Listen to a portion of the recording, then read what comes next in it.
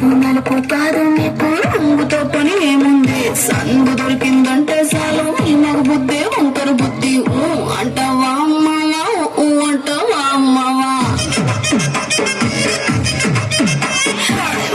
అంటావా అమ్మవా అంటావా అమ్మవా